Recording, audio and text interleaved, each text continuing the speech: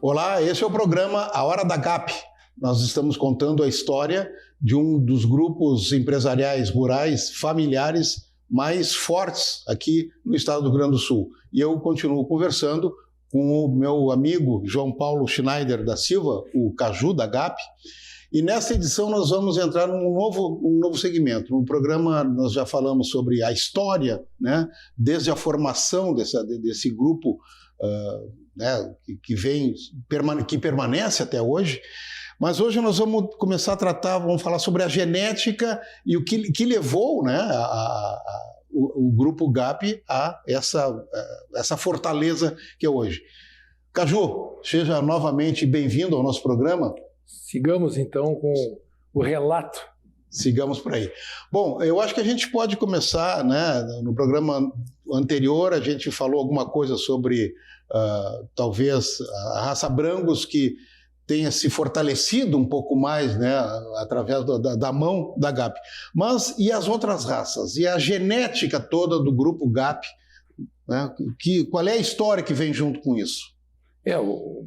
Tu mesmo falou, o Brangus ele acaba sendo mais referido por coisas diferentes que aconteceram, por nós termos invadido o Centro-Oeste com essa genética. Então, mas também o Braford vem depois, certo? Tradicionalmente, a Cabanha Azul, da onde nós herdamos os rebanhos, parte deles, depois fomos aumentando, aprimorando, da nossa maneira. Sim. Nós tinha o Angus, que continuamos tendo. Hoje o Angus ele tem cerca de 1.000 vacas em reprodução e produz 200 touros por ano. O Angus.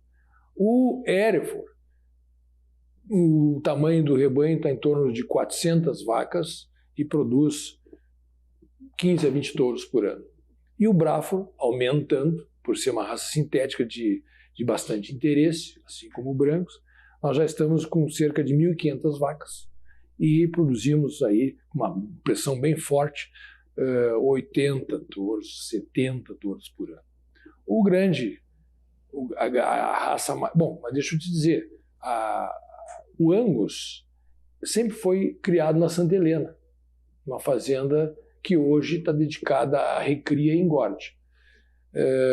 Passamos o Angus também para fazer tudo na Estância São Pedro, porque lá agora tem Brangus e Angus. O gado Hereford e Braford... O Hereford sempre foi usado muito como, a partir de um determinado momento, mas como base de formação da raça Braford. Mas ainda muitas pessoas ainda buscam um puro. Sim. Mas sim, tu tem razão. O nosso Hereford foi bastante consumido para fazer um bom Braford. Uhum. Assim como o Angus, nós dedicamos muitas vacas Angus a fazer Brangus, o Hereford também. Então nós temos hoje o gado Hereford e Braford tocado por responsável o Rodrigo, meu concunhado, e ele cuida lá na Fazenda Alvorada, Charrua e Querência, né, é onde está se desenvolvendo e Em que município é? Quaraí. Em Quaraí também. Tudo em Quaraí, tá. certo? Uhum. O Angus e o Brangus na São Pedro, no município de Uruguaiana. Já falei dos números do Brangus, não, mas hoje o Brangus tem cerca de 3.500 vacas na São Pedro, somadas aí ao Mato Grosso, onde nós temos 1.000 vacas, certo? Total de 4.500 vacas hoje, o rebanho Brangus produz cerca de 450 touros. Tá? Ou seja, a gente está aí vendendo, e você sabe que na revista a Gereilões, ela fez um levantamento durante 8 anos, e a GAP acabou sendo sempre a que ganhou a top dos taurinos, ou seja, ela 8 vezes ganhou, justamente por nós termos várias raças, né, que geram muitos reprodutores. Esses reprodutores, então, eles são todos selecionados por um programa de melhoramento muito modernos, cada vez usamos mais técnicas de reprodução, e a gente acredita que pela nossa pressão de seleção, tu veja Não é qualquer touro macho, não é qualquer animal macho que vira touro. Sim. Nós temos uma pressão aí cerca de apenas 30% a 28% que permanece como touro. O restante vai para as fazendas de invernada, onde serão recriados, castrados e virarão bons novilhos. Assim como algum refúgio de novilhas, né? Que também excesso de reposição, que juntos com os novilhos refúgio seria nosso grande volume, que eu te falei no anterior. Que faz um volume de dinheiro mesmo. Que faz mais volume, principalmente agora, né, no ciclo de baixa, Arthur, em que baixou o valor do reprodutor, a procura, enfim, o pessoal retraiu bastante investimento, né? Para mim é um investimento a genética. O pessoal segura um pouco e a gente acaba vendendo menos genética e a comparação entre reprodutor e novilho acaba aumentando o valor relativamente. Sim, Eu tenho acompanhado, porque eu faço, como eu te falei, existe dentro da GAP um cacuete esse de acompanhar números, né? Nós temos 25 anos de acompanhamento entre a venda dos novilhos e a venda dos touros. E a gente vê ao longo do tempo, o touro vai valendo cada vez menos novilhos. Cada vez menos, ou seja, a genética vai se tornando uma coisa mais acessível, o comprador, se a moeda de troca for o boi. Tá bem? Isso é uma coisa interessante, pesquisa, né? E também quero comentar uma coisa que a gente vê nessa questão de genética, que a genética, ela, nos ciclos de baixa, ela também não oscila tanto, ela não cai tanto, ela demora mais para cair, assim como demora para levantar nos ciclos de alta. Então, ou seja, a curva de oscilação da genética em relação à sua valorização, ela é mais suave do que a curva do boi. Tá? Só uma constatação assim que eu quero passar para vocês, que é interessante. Nós também, veja bem, além das raças, depois eu vou falar da Sereno com mais detalhe. Mato Grosso, me pergunta Sereno, aí que é um Jaciara, capítulo à parte, sim, certo? Sim. E também vamos ter um programa só sobre comercialização, né? Eu acho que aí tu já pode adiantar que vai ter coisas boas aí para a gente comentar sobre, especificamente, que é a parte que me toca, sou diretor comercial, mas assim, falando mais sobre raças, e nós temos o cavalo crioulo. Bom, aí sim, aí eu não posso estar discorrendo para ti muito detalhes. Mas deixa eu só te perguntar, Caju, a questão cavalo crioulo é por uma paixão do Eduardo Linhares, mais especificamente, que meio que deu uma forçadinha, ou isso já veio da família? Te conto que no passado o cavalo não era não dava muita bola para cavalo. Os cavalos eram muito grandes, os cavalos vinham assim de uma seleção de cavalos para a monta do exército, sabe? Sim. Cavalos grandes e tal.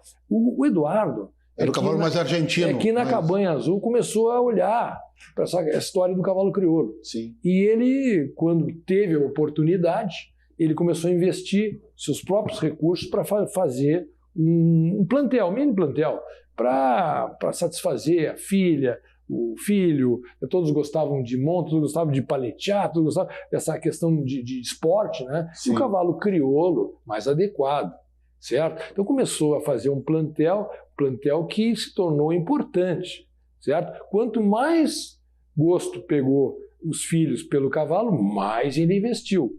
E foi investindo, e foi se assessorando com bons técnicos, diga-se de passagem, porque ninguém está sabendo, e eu acho que a humildade do grupo, que tem sempre de bem se assessorar, acaba buscando também excelência na criação do cavalo crioulo. Está aí a prova o freio de ouro, conquistado pelo Pampa de São Pedro. A GAP é uma das mais premiadas. Bom, e depois veio aí o Fantástico, veio aí as compras dos cavalos importantes que vieram de fora, o Intendente, o Almirante, ou seja, foi se compondo um plantel que hoje está figurando entre os 3 melhores do Rio Grande do Sul. E aí tu me perguntasse se era uma paixão pelo cavalo? Era. Mas essa paixão começou aos poucos a se tornar um bom negócio. Um bom negócio, né? Bom negócio em 2 sentidos. No sentido de ter boa economicamente resultados e bom negócio no sentido de prazer para o nosso pessoal. Ora, no meu tempo, Arthur, olha só como as coisas mudam. A gente, no final de tarde, a gente jogava uma bola. Então eu jogava bola com capataz, tal. Eu jogava, tal. O pessoal gostava. Nos fins de semana a gente saía para jogar contra outra fazenda. Né?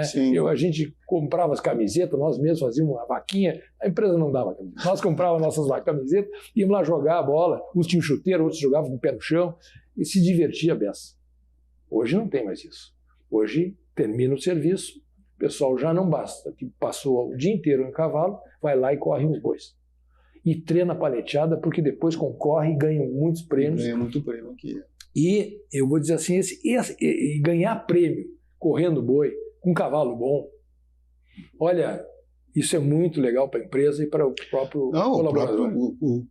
Fortaleceu o próprio nome da GAP, né? Que associou o nome GAP não só no cavalo crioulo, mas como produtores vamos dizer, de produtos de alta qualidade. E aí o pessoal diz, puxa, lá vem o pessoal da GAP de novo ganhando premiação e tal, e ganha muito prêmio, sabe? O ano passado, a gente ganhou a Copa Criador, que junta resistência, junta funcionalidade e junta morfologia, certo? Sim. Então, é uma composição... nós fomos muito bem em todos. Nós ganhamos uma marcha com o Felipe Vaz, lá do Guaraí, tá? Porque que passa o dia inteiro a cavalo treinando o animal que ele vai fazer e vai para a resistência. Mas ele trabalha com esse animal, certo? Sim, é daí que vem. Daí que vem. Né? Bom, a parte funcional, claro que a gente pega os melhores animais, a gente doma em casa e a gente distribui nos melhores ginetes do Rio Grande do Sul, de acordo com características de cada ginete e cada cavalo. Olha, e eu não quero... É uma equação complicada, né? Eu não quero discorrer sobre isso, porque não é a minha praia. Certo? Mas assim, nós temos uns craques aí, a própria Marcinha, filha do Eduardo, que hoje comanda a cabanha com o auxílio do seu marido, que é o presidente do conselho lá do Arthur Obino, que é o sobrinho, e do Caco, que hoje é o filho do falecido saudoso Alemão Gilberto, que hoje para mim é o cara que mais conhece cavalo, um dos que mais conhecem cavalo no Rio Grande do Sul. Então nós estamos abençoados por essa equipe que faz da paixão um grande negócio. Começou com paixão e virou um grande negócio. Isso é muito bom. Bom, voltando para o lado, para a questão comercial... Não, ainda não chegamos lá. Mas comercial é outro. Mas é uma questão que na questão da genética, certo? A qualidade genética dos animais da GAP. Quantos animais a GAP tem hoje em centrais de inseminação? Boa pergunta. Sabe que não é por contratação da central na GAP, mas existe muita venda de animais em que o comprador é um investidor, ele quer aquele animal para coletar sêmen, de acordo com o interesse também de uma central. Quer dizer, muitas vezes coincide a central, que é o reprodutor, e uma outra pessoa que quer investir, fazendo negócio, vendendo sêmen. Isso acontece. Acontece também outra forma. Nós mandamos o touro para a central porque nós precisamos que ele reproduza mais do que na monta natural. Claro. É interesse nosso, vai para a central e acaba, no fim, vendendo sêmen. Já que nós estamos escolhendo o reprodutor, muitas pessoas falam, peraí, se os caras querem aquele touro, eu também quero. Então a central começa a... E tem interesse da própria central. Claro. Somos visitados por centrais e que depois de olhar os animais e receber uma grade complicadíssima de características, de números, acabam escolhendo o animal. Mas hoje, para gabaritar o número que uma central, ou os números que uma central exige para um reprodutor, é complicado. É complicado. A quantidade de dados, né, que são coletados. Eu vou te dizer o seguinte. Para a informação da composição desse animal. Vamos lá. Dados de performance, ou seja, crescimento. Dados de carcaça. Peso ao nascer, tem que ser DEP negativo para nascimento, ou seja, é um animal que tem que ser indicado para novilhas. Ele tem que... Olha só, um animal de alta performance tem que produzir um animal pequeno. Pequeno. É uma coisa um pouco paradoxal. Parece estranho. Né? Um pouco. Depois, ele tem que ser homozigoto para pelagem. O animal preto tem que produzir preto. Certo? Homozigoto para aspa. Prepúcio correto. Ele não pode ter um prepúcio muito pesado, sabe aquele umbigo do animal, né? Perímetro escrotal. Né? Bom de foto. Bom de foto. Bom de internet. Essa é mais complicado. Está começando a ficar difícil. E agora, o item que mais vende sêmen, o animal tem que ser bom de prenhez. Ou seja, o teu touro tem que ter um sêmen de qualidade que, usado numa ETF, tem que emprenhar bastante. Então hoje está tão complicado de tu gabaritar, né, que um touro que atinge essa situação, ele acaba sendo um tesouro na mão de uma central ou de um investidor. Uma dose que custa caro. Ou de uma empresa como a nossa, que descobriu um talento. Bom, já falamos, né, como tu mesmo pedisse, agora vamos falar do Brangos e vamos falar o capítulo Brangos e vamos falar da Fazenda Serena. Mas antes tu me permite dizer que Brangos, por que eu falo tanto entusiasmado com Brangos? Porque o Brangos, como eu falei no capítulo anterior, né, na história, a gente começou a produzir na Estância São Pedro. Foi justamente quando eu e a Ranja se mudamos para lá. Né, e topamos ir para fora, para Uruguaiana, para viver em Uruguaiana. Morar no campo. Morar no campo e criar nossos filhos na Estância São Pedro. E ali, então, por conta de ter pessoas da família olhando para o projeto, se desenvolveu ali a produção de uma nova raça dentro da Cabanha Azul. Certo? Muito bem, então nós somos comprometidos com essa raça desde o nosso casamento, em 1984, certo? Bom, e aí começou a se produzir bastante e, como eu te falei, a gente sempre teve a preocupação de levar uma raça para o local onde ela ia trabalhar, né? Depois de muitas parcerias, como vai, hoje nós temos lá na Fazenda Sereno, que é uma fazenda arrendada de um amigo do Dr. Eduardo, que ele arrendou por muito tempo. Hoje nós temos lá uma área muito boa, né, que em volta dela tem eucalipto, tem soja, tem milho, e a gente está ali no meio, né, teimando em fazer pecuária. Certo? Mas uma pecuária com grande integração, certo? Usando a safrinha da soja com pasto bom, certo? Então a gente acaba produzindo e conseguindo índices talvez até melhores que no Rio Grande do Sul. Muito sol, muito pasto, muita chuva localizada no tempo certo, previsível. Aqui no Rio Grande do Sul uma roleta russa, a gente nunca sabe, né? A gente acha que o verão vai tá bom e não, de vez em quando é seco. A gente acha que o inverno vai estar frio, daqui a pouco é chuvoso. A gente aqui fica meio à mercê. Lá para cima ele é assim, ou é muito quente e quente. Aqui tu tem variações. É muito previsível, certo? Tu tem a época da seca, estação das águas, só que na época da seca tu tem um pasto seco que tu consegue, através do proteinado, fazer com que o animal consuma aquela coisa seca, né? Aquele quase jornal ali, mas ela com uma suplementação acaba, nesse período, não é que nem tu tem um tapete ali, né? Que no campo nativo tu não tem nada de produção, quando vai geada, frio, etc. Então lá sempre tem produção. Nunca rapa. Recupera muito na primavera. Sim. Né?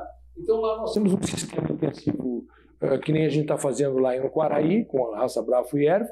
Nós estamos fazendo um sistema precoce de produção, onde as fêmeas vão aos 14 meses, né? Graças à insistência do Dr. Santana, que não poupa esforços, não poupa sacrifícios junto a ele e a sua equipe para fazer um Brangos de primeira linha. Hoje, eu posso te dizer que todo Brangos que é fabricado lá, ele está batendo cabeça com o Brangos fabricado aqui com um volume muito maior de vacas, certo? Mas é assim uma coisa absurda, como o intervalo de gerações baixando, aqui a gente trabalha com o sistema 2 anos, tá com 14 meses. Então a gente consegue acelerar. 14 meses. A gente começa a acelerar e já começa a usar as fêmeas novas, né? Ficam como reposição, vende-se um pouco, se produz por novo. Enfim, é muito bom o trabalho lá. Eu gosto, porque eu sou encarregado na família de fazer essa ligação com o Dr. Santana, né, que começou a trabalhar junto conosco lá na Fazenda São Pedro, no início do Brangos. Ele começou então, depois ele tem desde 1983, a carteira dele assinada, né? Então ele já tem mais de 40 anos com a GAP e ele presenciou a gênese, quando foi criado o Brangos dentro da GAP. Ele estava junto como veterinário, certo? Então ele tem um carinho especial também pela raça. Hoje é um dos maiores entendidos de cruzamento que tem aí por cima. Então é um professor, chega a ser um professor para muita gente, sabe? Então dá palestra, tal, e cuida da fazenda lá da maneira muito caprichada junto com a sua equipe. Então é um orgulho para nós termos essa extensão, esse ponto lá de front, né? Justamente onde a pecuária mais se desenvolve. Cada vez que eu viajo, eu fico surpreso no trajeto com o desenvolvimento que acontece nas cidades, na estrada, na melhoria, etc. O quanto evoluiu, né? Hoje, cresceu. Hoje o Mato Grosso tem 30 milhões de cabeça contra 12 milhões, 13 milhões no Rio Grande do Sul. E hoje é o número 1, né, do Brasil. Então, a gente tem que estar atento para esse movimento da pecuária e como ofertante de genética, a gente tem que abrir o olho para tentar achar um espacinho no meio daquele pessoal lá que produz tão bem o Nelore. A gente não quer brigar, né? A gente quer ser coadjuvante nesse protagonismo total que a raça Nelore exerce hoje no Brasil. Sim, mas com animais de altíssima qualidade, né? Caju, nós estamos chegando quase no fim do programa e tu não respondeste a pergunta. Quantos animais você tem em Centrais? Entre Hereford, Braford, Angus e Brangus, 50 animais. Por aí. Varia, saem uns, entram outros, sim, mas fazem 3 anos que está na faixa de 50 animais. Isso para nós é um orgulho. Muitas vezes o animal não é que está te gerando resultado, porque a venda de sêmen, a participação do proprietário é pequena, sabe? Mas nos enche de orgulho ter a nossa genética tem a marca, sendo distribuída pelo Brasil afora. E no levantamento do nosso amigo Fernando Veloso, ele fez uma projeção de quantos bifes será que o pessoal da população hoje está comendo que tem uma origem GAP. É impressionante. A gente fica... O Veloso também ele gosta de produzir número, é grande. Né? Não, o Veloso, ele é nosso parceiro nessa questão genética, ele indica, ele conhece a fundo o nosso trabalho de seleção. Então, quando a pessoa conhece, quando ela visita, ela acompanha, ela tem muitas condições de oferecer. Eu noto o Veloso, ele aprofunda no tema, ele vai fundo, ele tem muito boa informação. Caju, já falamos do cavalo crioulo, já falamos do Brangus, agora eu acho que uma das bases, talvez, que venha lá da Azul e que veio para a GAP, e acho que a gente já falou sobre a ovinocultura, em que pé, né, apesar de ter passado por um revés bastante complicado, né, as raças produtoras de lã praticamente, em um momento, elas quase desapareceram, né? Mas a GAP foi uma das que se manteve sempre, né, principalmente com o merino australiano. Qual é o trabalho que a GAP mantém ainda hoje nas raças ovinas? Olha, eu tenho um carinho muito especial pela ovinicultura, Arthur, porque o meu batismo de fogo comercial, quando eu comecei a acompanhar o cabanheiro em exposições e me cabia fazer a transação dos carneiros, e a gente vendia o carneiro no brete, não ia? Ele já saía quase que vendido para a pista, sabe? E aí tu chamava o cara ali, tu tinha que conversar com o cara, pessoas da vinicultura muitas vezes humildes, sabe? Que precisavam no carneiro, então tu tinha que facilitar as coisas. Foi uma escola para mim, eu aprendi muito com o cabanheiro, que eu acompanhava. Certo? João Pedro Costa. Está aí até hoje trabalhando com o Braford, sabe? Eu acho que ele até ganhou um prêmio da Farsul algum tempo atrás. Um cara, pela intimidade dele. Um craque, trabalhou muito tempo na GAP, certo? E eu aprendi muito com ele, tanto na parte de corredal, que ele era um baita cabanheiro, né? O cara foi contratado num ano, no outro ano já tiramos a grande campeã corredal do esteio, o cara era louco. Aí quando ele disse assim, doutor Eduardo, deixa eu criar uns brancos aí para argola, mas não é nosso negócio aí, mas deixa eu criar, esse terneiro é bom. Grande campeão o primeiro animal que nós levamos, um só, o cara foi grande campeão. O cara é craque, então homenagem a ele, né? A César o que é de César, né? O cara conhece. Então eu aprendi muito com esse rapaz, tá? Aprendi muito. Ele é mais velho que eu, a gente viajava muito. Então, a questão comercial começou com ovelha, rapaz. Era fenovinos, era felvelha, era bagé. A gente ia para tudo que é lugar e frequentava e vivenciava muito esse mundo de gente muito legal que é da ovelha. São pessoas assim que a gente... não sei como explicar, a atmosfera da ovinicultura é muito bacana. Ela é diferente, muito bacana. Né? E eu aprendi muito com esse pessoal. Claro, com o tempo vai, o tempo passa, e toda aquela pujança da lã, né, da venda da lã, que a Cabanha Azul se destacou também, acaba ficando. Né? Problema também, nós temos que considerar o abigeato, As fazendas cercadas de estradas, José Arthur, elas têm problema de controlar o furto. Claro. Aí muitas vezes tu está com um estoque, e esse teu estoque, tu perde 5% no mês por conta de um furto. Não é possível isso, né? E outra coisa, a lã começou a desvalorizar.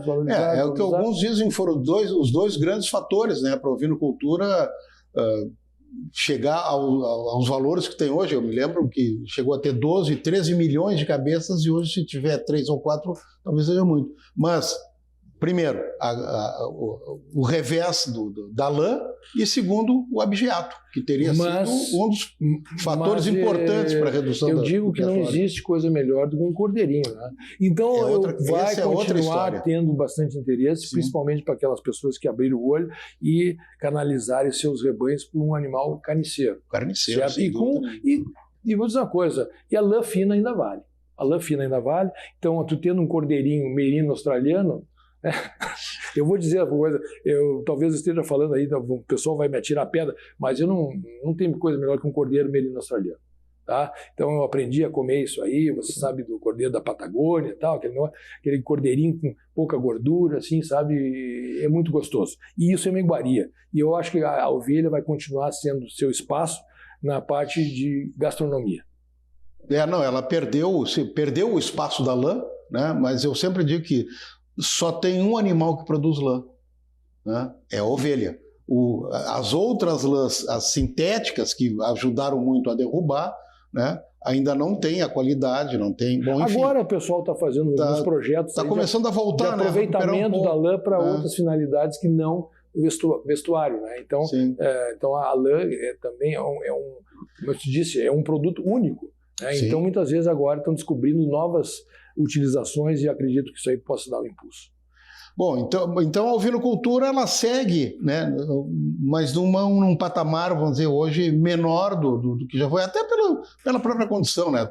Temos as ovelhas são importantes na manutenção do campo, né? Muitas vezes ela controla os insos, para a lavoura é muito importante, mas sou muito saudosista em relação a ovelha arco, marca, tosa, exposição, venda de carneiro. Hoje não tem mais isso na GAP. Hoje a gente tem ovelha para consumo, né?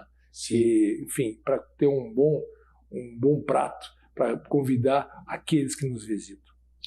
Não, sem dúvida, um cordeiro merino australiano deve ser uma iguaria e tanto. Eu te confesso que eu ainda quero chegar lá. Caju, eu acho que para esse nosso segundo programa, onde a nossa temática principal foi a genética, nós até que nos temos bem, né? Não sei, o ouvinte que vai dizer. Bom, na sequência nós vamos falar sobre as questões de comercialização, mas isso é tema para o nosso próximo programa. Gostou? Gostou do programa? Deixa o seu like e agite ali o sininho para receber informação qualificada sempre que possível. Nós voltamos em breve. Até lá. Tu vês que essa parte comercial de reprodutores sempre começou com a história do boi. Até hoje, quando a gente entrega nossos bois precoces, né, nós precisamos de um biotipo que se enquadre à vontade da indústria e ao gosto do consumidor. É complicado tu atender essas duas demandas, porque o frigorífico ele quer um boi grande e o consumidor quer um boi macio. E o grande, muitas vezes, com o precoce, não combina. Então tu tem que ter um boi bom. Um boi bom. O que é um boi bom? Esse boi bom tem que ter uma boa cobertura. Nós estamos falando de comercialização, né? E a comercialização também é do abate, né?